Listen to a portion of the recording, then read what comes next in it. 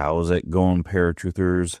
For today's episode, we decided to bring another archive out of the closet, dust it off, and bring it to you, where we did an episode with Stephen Lancaster called Oh Norman, about Norman the Doll, when we were ParaTruth Radio. We hope you enjoy it.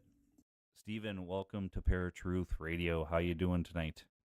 I am fantastic. It's North Carolina. It's like 30 degrees. Tomorrow it'll be 90. It's a North Carolina's paranormal in itself. That's why I live here. Well, that whole East Coast is one of the oldest parts of the country, so yeah, I would believe it. Before we get like in depth with your story, tell us a little bit about how you came into owning Norman and kind of what made you want to write about it. Oh God, you just jumped right to the big gun. There was no weaning into that. Norman, I'm a collector. What you guys can see on this video feed is the haunted section of my studio. A lot of these things are items that clients had given me because they believed that was the source of the activity. So the stuff came here. But what you don't see are the museum cases of vintage Star Wars and Batman and all this other stuff. So I'm always looking for particularly antique toys. And my wife and I, just about every other weekend, we do about a 3-hour circle of all these vintage shops and thrift stores. And anyways, long story short, we came across this one store, really huge. It was like an airplane hangar. Okay. That was an antique shop. That's how big it was. Kind of like being in a Walmart. And I look up and I see this really interesting wooden box. And it was sitting in a high chair, but it was well without reach. Like customers were not to be messing with this thing. But the building was so big, just had a couple elderly ladies working the front. She couldn't see me. So I thought, you know what? I'm going to pull this box down because I want the box. Pull the box down and the lock is broken off of it. So I'll pull out a little penknife and pop it open. And there is this 1962 Maddie Mattel doll. And the box itself was unique. There was handwriting all on the inside of the box, but in different handwriting. Like it wasn't the same person that had written it. So the box was kind of its own story. So all I saw at that moment was 1962 vintage Maddie Mattel doll. You know, this is the same doll, the face that later, became Casper and Chatty Cathy. It was all the same face. They just kind of changed the doll's look. And took it up to the front, and the woman was kind of reserved at first to sell it. Like she was almost surprised I even had it in my hand. And after a few minutes of awkwardness, she came across, or she said one of the coolest lines I've ever heard anybody say, because I said the thing looks like hell. Why would you want to keep this thing? And she said anything that looks like hell was bound to come from it. And I was like, okay, you've got my attention here. Let me introduce myself. So I tell her, I'm an author, paranormal researcher, all this stuff. And just to kind of cut it down, I offered $5 for this doll, and she sold it to me. So we get it home, and I named it Norman just because he didn't look normal to me.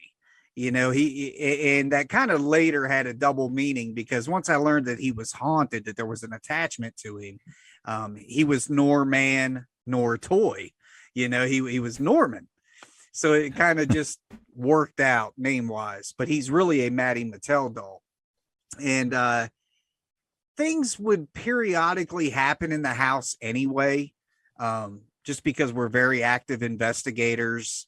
And I believe in spiritual magnetism. The longer you're at a location, you can kind of bring that home with you, that kind of thing. Plus, a lot of these allegedly haunted items, it's nothing to have something happen, nothing epic, just little subtle things, knocking, whispering.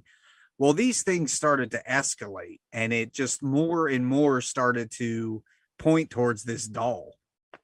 And I have the luxury of sitting at home because I write. I have manuscript deadlines and all that. So I could literally dedicate 24/7 to researching this doll. And that's exactly what I did. And I just kept track of everything. I'm so meticulous about documenting stuff. And I was on a 3-book deal already with Llewellyn Worldwide, and Norman changed all that. When I signed to Llewellyn in 2009, the deal was my books were going to chronicle my investigations, where each chapter was a different case, a different place, you know, one in, one out, you're going to the next story. Well, I finished my 3rd book, which only had Norman as a chapter, and basically the first few accounts with him. And immediately my acquisitions editor hits me back and says, "Can you make Norman an entire book?" And I was like, well, as a researcher, you've got to give me more time. Like, I need at least a solid year with this thing before I can write an entire book about it, if it even produces that kind of material. And they agreed to it. They wanted the story of Norman so bad. And it went actually about a year and a half. And I got them the first Norman manuscript, and then kept researching him for now 5 years now, I guess. And that one did so well. And I, of course, kept researching the doll. I had another book, you know, more. Here's bringing everybody up to date. Here's Norman too. This is where it's at now, you know. So let's step back a little further, because you have all this haunted stuff. You write these paranormal books. You have Norman. What got you into the paranormal originally? What was your experience that you're like, all right, I'm dedicating the rest of my life to this? This is such a cool story. You're Erik, right? Okay, Erik, Yeah. this is such a cool story because I grew up in a very strict military Baptist home. I went to Calvary Christian Academy during school. You did not talk about this kind of stuff. And when I was 10 years old, I slept in bunk beds with my brother. And there was a 5-year difference between the two of us. So I was older. I got the top bunk. That was just how it was going to be, you know? So my brother and I were kind of pranksters. And in the middle of the night, I kind of felt something tugging on my ankles, like, you know, the blanket below, you know, towards the foot of the bed. And I wake up and I just think it's my brother. And I lean over the rail and I look over and he appears to be fast asleep. So I'm thinking, yeah, okay, whatever. So I doze back off. The same thing happens again, but this time it's a little harder, a little more force to it. I immediately jump up, look over the bed. He's fast asleep. I'm thinking, okay, there's no way he's moving that fast. And this happens a few more times, probably over the course of an hour. And then it gets to the point where there's no denying. It was like something grabbed my ankle and I slid on the bed a little bit, maybe 4 to 6 inches. So I sat up. And the moment I sat up, something grabbed me by both wrists that I couldn't see, to the point where I could see the indentations, like, you know, when you press on your skin.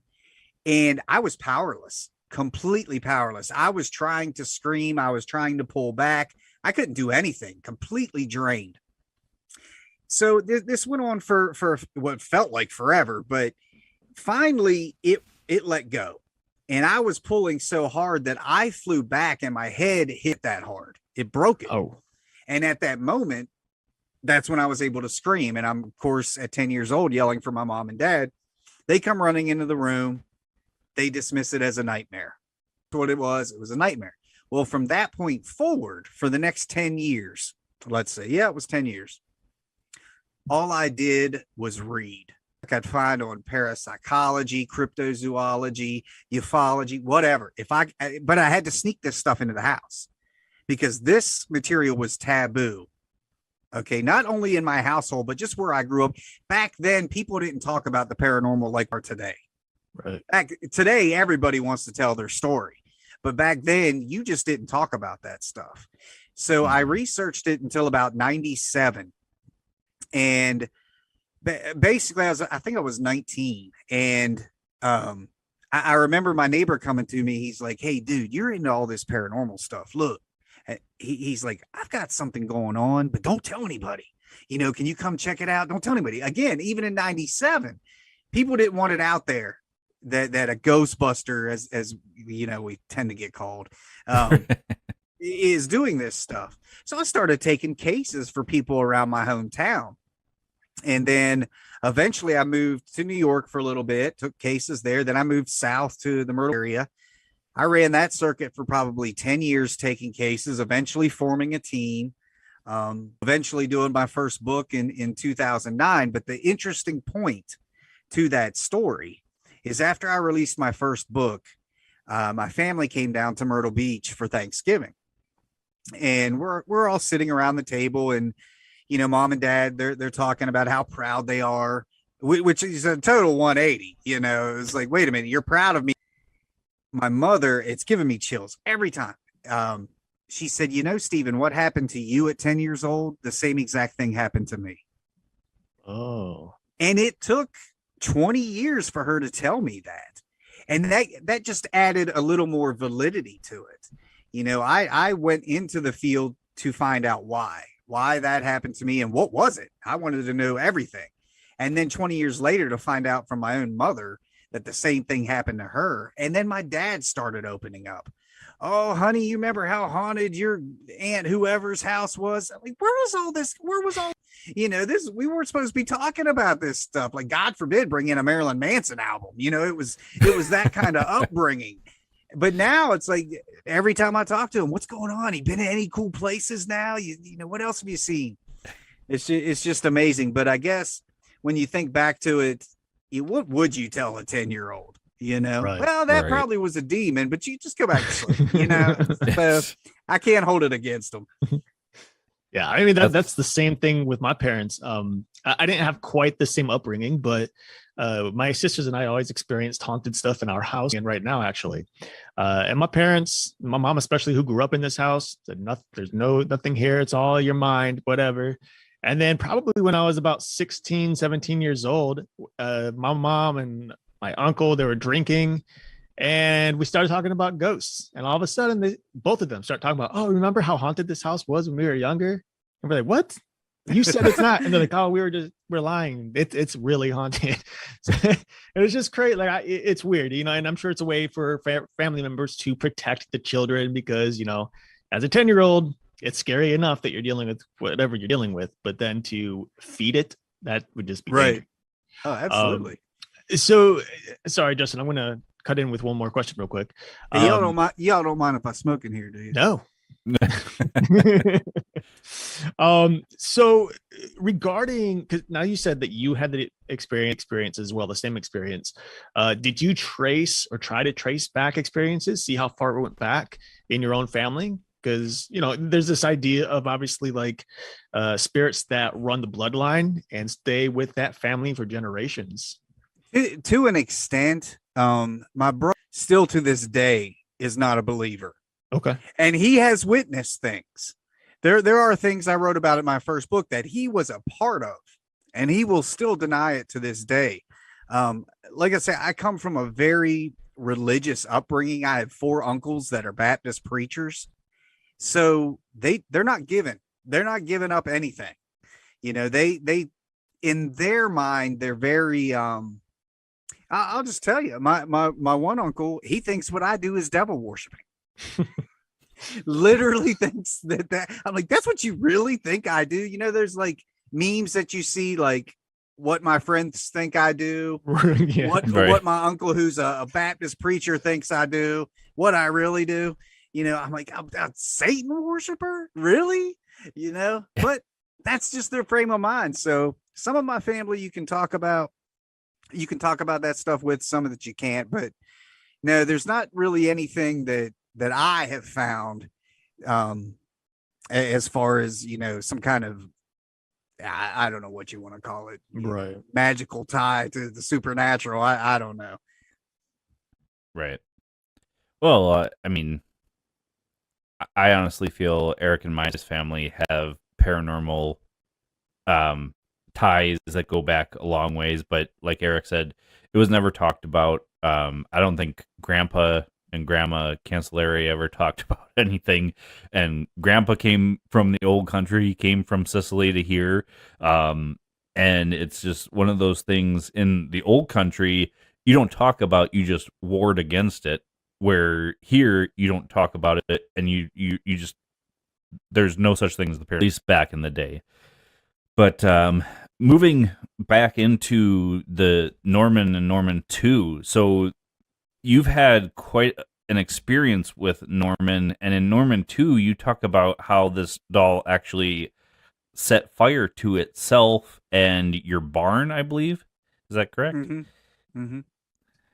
So tell us a little bit about that.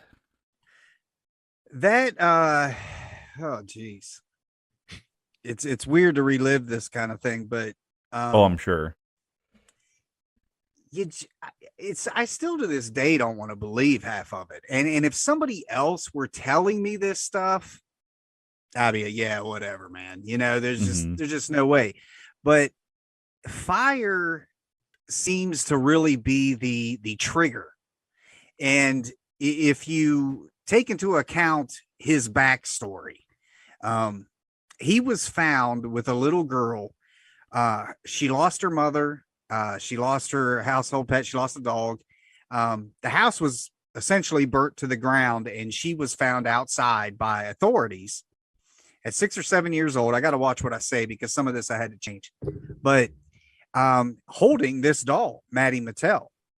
And see, Maddie Mattel was actually given to her mother as a gift in the hospital. She was supposed to have twins, and she didn't. The boy was a stillborn, but the daughter lived. So Maddie Mattel was a gift, and of course, the girl kept the doll. And you guys want to talk about connecting things? My wife was supposed to have twins. The boy died, and the daughter lived. Wow. So that, whether or not that has anything to do with anything, it's an interesting coincidence, to say the least. But fire has always been some kind of trigger with Norman, and I think it has to do with that initial fire, and not so much with the first book, but it got really, really, really dangerous as I continued to monitor him. Depending on what you read on Norman or what you saw on TV, like most of the stuff on TV is only 25% of the entire story up to this point, or at least up to where I've stopped. And it confuses people because there are people who watch the shows and people who read the books, or people who read the books and don't watch. But the people who watch the shows are like, why is his face burnt?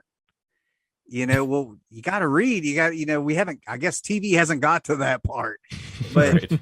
They see it, and there's all this stuff already. But anyways, we have surveillance throughout the house, inside and out, because of Norman.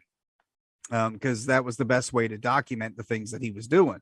And with having a lot of animals, it's good to use that to dismiss, hey, it was just the dog coming through the room, or, the cat did something. The cats are always doing something. But he has killed many animals, I believe. I've never physically seen it, but it's just too coincidental. The fire that he set to himself, if I wouldn't have been awake and looked at, because I don't know if you guys are familiar with surveillance, but when it switches over to infrared, the screen kind of goes bright for a second. Right. Well, Right. our screen's in my eye, and I look over into this room that we had put Norman in, and he's on fire. Well, the carpet under him is on fire. And if we wouldn't have been awake, this house would have burnt to the ground.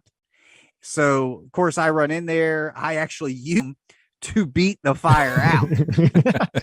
I mean, it sounds funny to say it now, but it was really scary at the time. And he gets burned, he's melted and all that stuff. And then, of course, we get this mysterious fire out back where we got the horse and stuff, and that burns to the ground. And we did a really cool experiment with Norman, because up until the point I'm about to tell you, everything done with him was here at the house. Well, when I went to Virginia to film a haunting for the first time, when they wanted to do the haunting on Norman, I assumed they wanted Norman. So I brought Norman with me, that wasn't the case. They said, no, do not bring that doll in this studio. We don't want anything to do with that doll. We are recreating the doll for the show. I mean, okay, well, somebody could have told me that, Right. but we had the doll. We had the doll there. And a colleague of mine, Darren Evans, he's real big into demonology, mostly the Ouija board stuff. And I said, hey, man, because he was one of the few people that I had shared all this research with, the videos and all this stuff. And I said, why don't we do kind of an impromptu investigation? This is the first time that Norman's been away from the house. Let's see what he can do kind of outside of that comfort zone. So my wife's there, Darren's there, and we filmed probably 4 to 5 hours. And it is, to this day, the best communication session I've ever documented. And I of course, whittled it down to about 30 minutes and threw it up on YouTube. So if anybody out there wants to watch it, you can go watch it.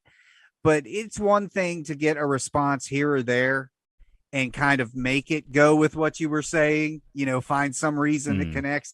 But these were blatant responses. I mean, blatant responses, saying things there's no way. I mean, the doll don't even talk. It's not electronic in any way, so that's bizarre to begin with. But every time Darren would bring like the lighter close to him, he would say fire, or he would say hell, or he would say no, or he would say burn. I mean, or he dislikes me, so he would say dead or kill. It's a really interesting communication session to watch. And we did that the night before filming a haunting. And I remember going in to film my part for the show, and I'm telling the producer about it. I said, you got to see this video. I know you guys don't do the investigation show kind of thing. It's all recreation, but you got to see what we got last night. And they ended up taking like 10 minutes of that footage and actually weaving it into the episode because it's just that awesome. Right. So there's just a lot out there with him, and there's more that'll eventually be released. But fire is definitely a trigger, no doubt. That's interesting. So have you found that like the more time you spend with him, the more talkative he's become? Like, is there like a comfort between you two now? Is it changed from when you first got him to years later? No, there's no comfort. Okay. I think I don't mean that in a relaxed setting, but now typically, my colleagues would tell you I'm the run right at it guy. I mean, run right at it. When everyone's running the other way, I'm like, well why? This is why we're here. Right. It never made sense to me, but it probably wouldn't be as bad if it was just me. But when we're dealing with all of our animals, my wife, grandkids, stuff like that. I have 2 of my grandkids that aren't allowed in this house anymore because of Norman. Wow. If you've seen that surveillance footage of him sitting on the bed and he's like looking around, this doll whose neck doesn't do that. Yeah, his parents said, nah, nope, they're not coming over no more. Y'all can come over here. So it's, I guess if it was just me, it would probably be different. But yeah. It seemed that he likes the attention. I'll admit that, the more attention you give him, but you got to be careful because this is a different, this is like, I believe in that spiritual magnetism and attachments and stuff like that. I have never come across an object that is not only haunted, but clairvoyant, if that makes sense. He has predicted things and then they happen. I mean, literally like I mean, like for instance, during that communication session that we did in Virginia with him, he kept saying a particular person's name and death and kind of everything that goes along with it. The next day, we find out that Darren's radio co-host hanged himself in his closet at the same time we were investigating Norman. And that was the name that Norman kept saying. Wow. Stuff like that has led me to believe, okay, he's got some kind of connection. Now the second book gets into a little bit of how I've actually used him. I've used the paranormal to investigate the paranormal. I have taken him to locations that I have proven over time that is haunted and taken him in there as a communication tool. And it has worked every time. Wow. So the worry is I've seen him put kids in trances. He put my grandson in a trance. I've been locked into a trance with him. So, and this is, I wish you guys knew me for the past 20, because this is not like me. I don't buy into this stuff. Like if somebody else were telling this story, I would not believe it. So that is what has made me so intrigued with him is, okay, he can somehow predict things. He can manipulate everything around us. This is a plastic doll with no electrical parts, but gives off an electromagnetic field higher than a refrigerator that I can point a temperature gun at, and he will go from 74 degrees to 54 degrees in a few seconds. This is unheard of. This is an entity. And, you know, so many people have said, why would you keep that thing? Why wouldn't you get rid of it? And the same thing I say to my guys that run the other way is, this is my job. When you have, I mean, this is a once in a lifetime find. So why would I get rid of it? This is like the holy grail of the paranormal to me. You know, I mean, and it's not the only thing I'm investigating, obviously, but as far as if I were to rank my past 20 some years, he's number one. Mm-hmm. Because I can't disprove anything. You know, most of the time you can disprove stuff or at least give a paranormal reason for it. Right. In my mind, this stillborn baby that was supposed to be born in 1967, the soul, if you want to call it that, I prefer to call it energy, went from that child into that doll. And a lot of people think, well, there's a child in that doll. I don't think so.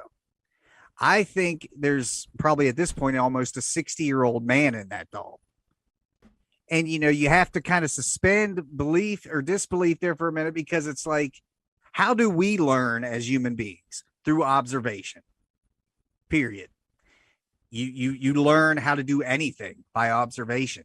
So if there's an entity in that doll that started out as an infant, mentally, he would be almost 60 years old simply by watching everything around it.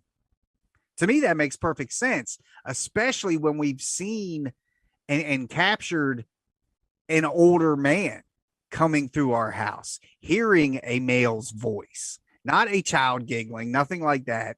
Everything related to Norman is like an older man. Wow. It's crazy. It's really crazy. Well, that was a question of mine is, can you track what entity is in it, or do you believe that it is a human spirit or something else altogether? That's a good question. I don't want to say I don't subscribe to. I don't like the word demon, because demon always attaches religion to it. Okay, right. That's why I say other entity, not necessarily demon. Right. I believe that if you were a bad person in real life, if you want to say it that way, if you were a rapist, a murderer, or whatever, guess what you're going to be in the afterlife? Right. You're going to be an evil person. If you were a murderer, except you got attributes we don't have, you know, so you're even worse. But I think whatever it is beyond what I can even begin to explain, because we have seen that night I saw the old man come from what used to be my stepdaughter's room to the room that actually Norman was kept in. It was this old man. So that would give you the male human form. One of the most detailed things I've ever seen. Most of the time, it's like a shadowy figure, you know, with other investigations, you know, just solid black, something. This was detailed as an old man. But before that had even happened, during Hurricane Matthew, it was that solid black kind of self-illuminating eyes kind of look. So it's hard to say, you know, I guess I answer your question like this. People always say, "Hey, I've investigated this location and we're dealing with a little girl." Well, why do you think you're dealing with a little girl? Well, the EVPs sound like a little girl, or the EVPs are saying I'm on one hurricane. Another time I see an old man, we don't know what the limitations are. So we don't know what is actually, I just know there's a negative energy. That's what I can say for certain. Putting a name to it or anything like that, forget about it. I don't think that'll ever happen. Okay. So do you find that when you've taken him on investigations, or even in your own home with some of these haunted objects you have, does he tend to get along with other spirits, or is he more aggressive? That's the interesting part, is using the paranormal to investigate the paranormal. I thought about that. I thought, okay, I'm going to take him to some locations where the activity's benign. I'm not about to take him to a location where he can start a Justice League of evil entities. You know what I'm saying? So this was fantastic. And I got this on film. So I take him to this. It was a former Haitian slave refuge that this family had bought the property, and they converted it into a nonprofit. So it was, what do you want to call it? It's just an old looking barn that was like a thrift store, kind of. And they had activity at this location. Well, I investigated this location many times, and it turned out it was the client's father. Completely, nothing bad. So I thought, you know what? I'll take him there. I'll take him there first just to see if anything happens. Well, the clients wanted to check it out, and the client's brother really wanted to check it out. Yeah, his name was Chris. I really hope he is listening to this. Okay. He is one of the biggest skeptics I have ever seen in my life. So I'm filming everything. They have a counter area in this building, where they cash people out or whatnot. And I got a camera set up. I've got one I'm holding, and Norman's just sitting on the counter. So Angie, the client, says, "Hey, do you want this?" And she goes to hand Norman a cross, and he says, "Angela, no." Just like that. What are the chances, right? Right. So Chris is still sitting there like, yeah, okay, right? He's like, okay, if you're really doing something, can you make the lights flicker? And the lights flicker on cue. Now, it's an old building. I can let that one go. This one is for the books, guys. Okay. Chris grabs his cell phone. He starts scrolling through his cell phone, and he goes like this to Norman, up to Norman's face, maybe about 6 inches from Norman's face. And we're all standing around there like, what is Chris doing? We can't see what Chris has on the screen. And you can clearly see that in the video. Chris says, "Okay, Norman, if you are real," or however he worded it, "tell me who this is in this picture." And it was quiet for a second. And then Norman said, "Jacob." And Chris's face went white as a ghost, and he just kind of sat back and goes, "Damn." And we're like, what? He goes, "I just showed him a picture of my son, Jacob, who lives up north, with his mother." So what are the chances of Norman is completely self-aware of what's around him? And I think taking him to spiritually active locations, I think because there are objects in here already haunted, like this Dybbuk behind me, that he just pulls from all that, like anything energy-wise does. We do it, Mm-hmm. So that was pretty incredible. I mean, no, I didn't even know Chris had a son. So yeah, that was pretty mind-blowing. To say the least.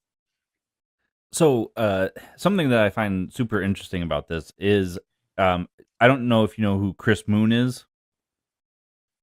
Not personally. I do know the name somehow.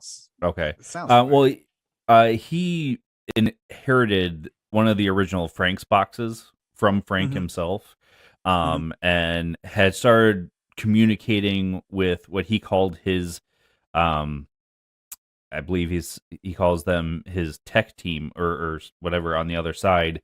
So he would go around to events and bring his spirit guide would bring other people's loved ones from the other side to talk through this Frank's box.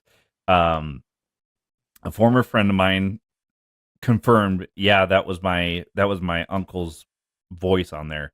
So it kind of fascinates me that you've brought Norman along, because he has kind of become your Frank's box to a certain degree. Yeah, it's interesting, man. It was just, it was never intended to be like an ongoing thing. And I don't take him on every investigation. It's maybe 1 out of 10. And these are locations that I've investigated for years. So I already know what's there or what's not. But it was more of an experiment. And that little session up in Virginia kind of sparked that, like, well, what could he do somewhere else? What could he do in a place that's haunted? Let's find out. Right. And we did. It's awesome. So, I mean, you had this idea that the spirit, whatever's attached to Norman, is an evil entity, based on whatever evidence you've collected. So the question is, do you think that he was naturally, I don't know what better word to make it other than like born an evil entity, or if he was human, that was like a child that went into it and grew up? Why do you think he became evil over time? Is it because he's trapped, or? My theory is, like any of us, okay, we all have things we like, we all have things we dislike. For instance, if there's rape in a movie, I won't watch the movie. I can't get into that. I don't like that kind of stuff. So with him, my theory is he's bitter because he never got to live the life that he thought he was going to live. He got to watch his sister do it. Okay, now she gave up the doll when she was in her 50s, and that's how it ended up at the antique shop. Okay. And she donated it to the shop, told the ladies, that she believed, pretty much everything we just talked about. And the little girl who grew up, never had any luck with men, multiple divorces. From what I've gathered, because he's come at me, he's rarely kind of went violent towards my wife or any girl. Now he's tried to scare them, almost like a power trip kind of thing. But he's never harmed them. I mean, there's been shoving and stuff like that, but never like he's come at me, trying to burn me down to the ground. Right. I think he's got a thing against males. And if a male is in the picture, he wants them out so he can take their place. So he looks at my wife, and at the time, my stepdaughter who lived with us, as his situation all over. So they were surrogates. Hannah would have been his sister, and my wife would have been his mom. So get me out of the picture, and he's got what he never had. So that's all theory, just based on what I've seen, trying to make sense of it. I can't say that as fact, but it makes sense, knowing all the little details and coming at the males. It just makes sense to me. I don't think he was born evil. I just think it's a bitterness. Like, we all get upset about things and hold grudges. And, I got a friend I haven't talked to in 15 years because of something stupid 15 years ago. You know what I mean? Right. So I don't think he's going to bust out with any horns or anything. Of course, I don't know. We'll find out. Now, after this conversation, the doll will grow horns. And well, another theory on kind of what you're talking about is, if he witnessed his sister go through these horrible relationships, he finds that men are negative and doesn't want women to go through that again. It doesn't matter if he witnesses a man being good or not. That's an interesting perspective, because, honestly, I've never really considered that. I looked at her issues with relationships was because of him trying to get them out, yeah. But that's an interesting perspective, Justin. I never thought of that, maybe she was just naturally unlucky with men, and that put a bad taste in his mouth. Right. You know, it's interesting. Well, we are coming close to the end of the show, so we wanted to give you a chance to tell everybody where they can find you, find your books. I read that you have a podcast as well, so the mic is all yours to give them all that info. Okay, thank you. The podcast is a lot of fun. It's I've done podcasting for like 12, 13 years. I just kind of keep changing format. I've always done it by myself, and this time wanted a co-host. So I got a really good friend of mine, Rick Hale, who's also a paranormal researcher and also an author. He lives in Chicago. Always talking his Chicago talk, but got him because we're kind of like-minded, and we do a show called Shadow Initiative Paranormal Talk. It's actually started as Shadow Initiative Paranormal TV, where we did it as a video version on YouTube. And the first season's still there. It's still like that. And that was my doing because I wanted people to actually see what we were talking about. You know, when I was showing evidence, they could actually see it instead of just listening to two old guys talk about it. And it just got to be too much work, you know, putting together like a 2-hour video show. So we went to podcast. So author Stephen Lancaster is where you can find everything on me. I've got the site down right now because I'm doing a major upgrade. Books are on Amazon. If you got Travel Channel or Discovery Plus, you can search up all the episodes I've done. My ghost story, a haunting a couple times, documentary on Amazon Prime called Phantom, The Haunting of Brentwood Wine Bistro, which a haunting just did an episode on last Friday night. It was okay. It was another one of those. We're going to pick and choose out of 10 years worth of research what you did and whittle it down to 42 minutes. Right. So, read the books. That's all I got to say. But that's about it. You know, I'm a real accessible guy. I love talking the paranormal. So just find me on Facebook and we'll talk about it. Awesome. All right, Stephen, thank you for being on ParaTruth Radio. Thank you guys for having me. I haven't talked Norman in a long time. That surprised me. Pretty cool to have somebody on who can give us firsthand experiences with a haunted object, such as especially a doll, because we've come across dolls over and over again in our research. And we've talked a little, as you said, like with Annabelle and stuff, we talked about it.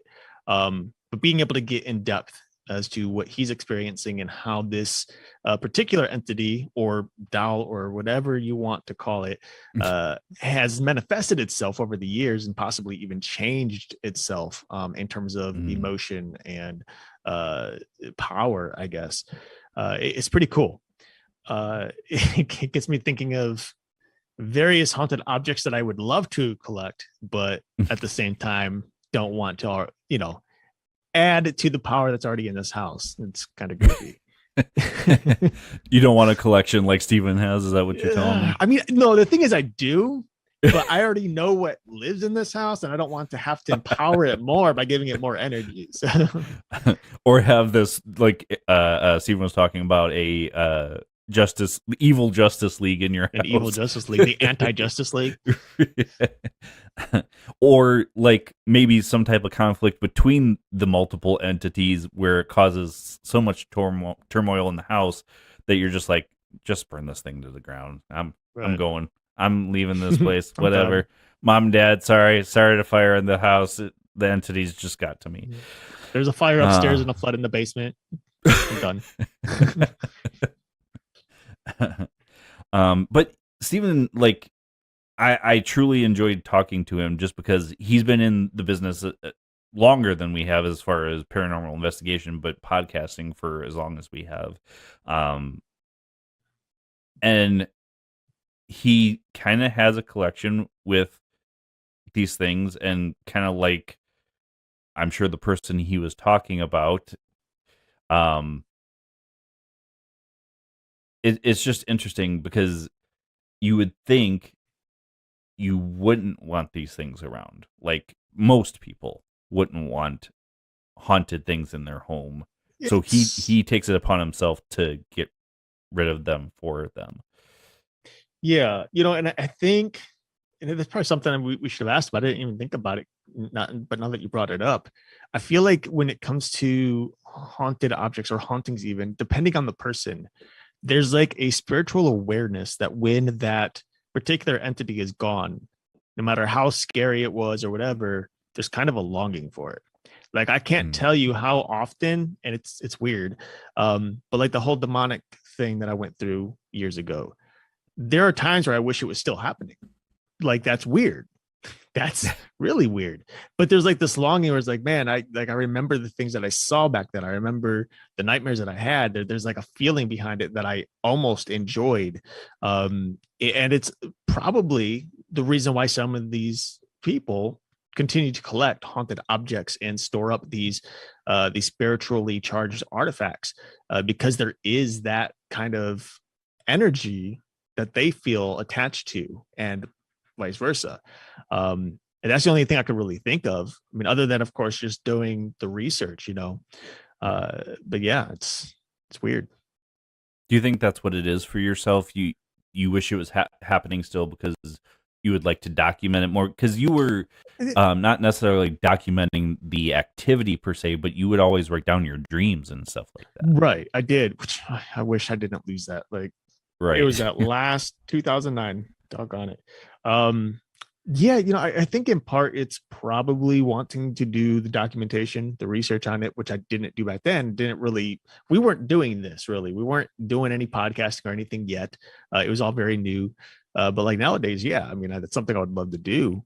But it kind of goes beyond that, because the only thing I could think of is like, it's the same reason that people go to see scary movies. There is a certain adrenaline rush that you get when something's happening, and it's the same thing when I have the night paralysis that I have regularly. It's really scary at the time, especially when there's an entity involved in it. And then I wake up in the morning and I'm like, that was wild. Like it's hard to fathom and understand it, but I don't know. It's maybe I'm just sick. I don't know, sick in the head or something. I don't know. But no, I mean, seriously, I think there's probably some sort of adrenaline rush that people get. People like myself, people like Stephen, who has all those haunted objects, and so many other people. We've talked to people who've have haunted objects in their house. I don't know. I guess it's one of those things you just can't really fully pinpoint, Right. There's just some people who have them and some who don't. Just like you're bringing up haunted or scary movies, horror movies. Yeah. Same thing with using the Ouija board. Mm-hmm. Mm-hmm. And you and I have talked on air and off air about how the paranormal is a type of addiction. Like it is. You and I can't get away from it as much as we've thought about it or even tried. We've tried to get away from it. It doesn't work. It follows. There are some people I think who can get into the paranormal, and we've talked to people who've gotten into the paranormal and then they've walked away because it's for whatever reason. But then there's us who have walked away from it and it called us back, try to avoid it at all costs, and then something shows up in the living room that should not be there, or things move and it's like, well, this is interesting. Let's figure this out, and you dive right back in. Right. Yeah, dude. I think it's just there are certain individuals who are, I hate to say spiritually awakened, but they're spiritually, they're like a conductor, right? So like you and I are conductors, right? It kind of this paranormal activity gravitates towards us, and not just that, but then it's that insistent or consistent pounding on our heads and our minds that are like, hey, we need to look into this. We need to hear more. We need to read more. We need to document more. And so we continue to dive deeper and deeper. And here we are with this podcast that wasn't supposed to be here because we were walking away, and now it's right. 8 years later, or 14 years, was whatever, however long it's been, 8 years, right? For this one. For ParaTruth, it's been since 2014. So yeah. Okay. 8 years. Going on 8 years. Yeah. All right, folks. We hope you've enjoyed this episode of ParaTruth Reborn, where we revisit our episode with Stephen Lancaster talking about Norman the Doll. Make sure you like, share, subscribe, no matter where you're listening. Make sure you check out all the great shows on United Public Radio Network. And make sure you check us out live every Tuesday night at 10 p.m. Eastern. Until next week, where you will find us at the same time, same channel. Talk to you guys then.